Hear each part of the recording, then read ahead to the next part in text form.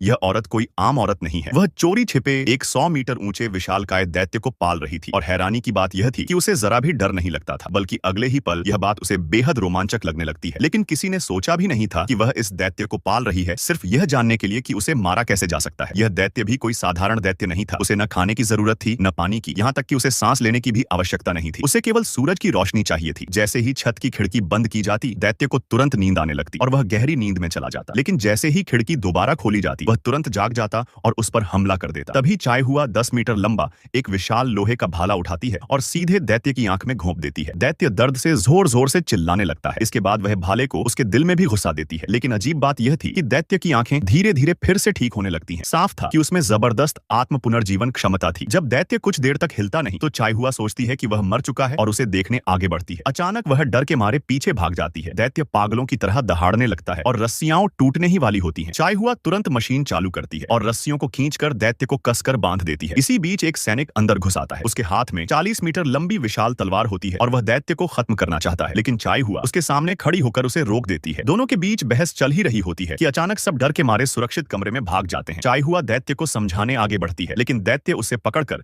अपने हाथ में उठा लेता है। वह धीरे धीरे अपना मुंह खोलता है और उसे निगलने ही वाला होता है। तभी कप्तान रस्सियों का इस्तेमाल कर एक अस्थायी दबाव बनाता है। एक छलांग में दैत्य के कंधे पर पहुंचता है और बिना कुछ सोचे उसकी गर्दन काट देता है। दैत्य जमीन पर गिर पड़ता है और वहीं उसका अंत हो जाता है। दरअसल दैत्यों से बचने के लिए इंसानों ने 3 विशाल दीवारें बनाई थी। उन्हें लगा था कि इन दीवारों के अंदर मानव जाति सुरक्षित और खुशहाल रहेगी। लेकिन किसी ने नहीं सोचा था कि दैत्य पहली दीवार तोड़ देगा और बाहरी कृषि क्षेत्र पर कब्जा कर लेगा। वहां रहने वाले लोगों को मजबूरन मध्य व्यापारिक क्षेत्र में भागना पड़ा। दैत्य को हराने का तरीका जल्दी खोजने के लिए ही चाय हुआ ने इस 100 मीटर लंबे दैत्य को पकड़ रखा था।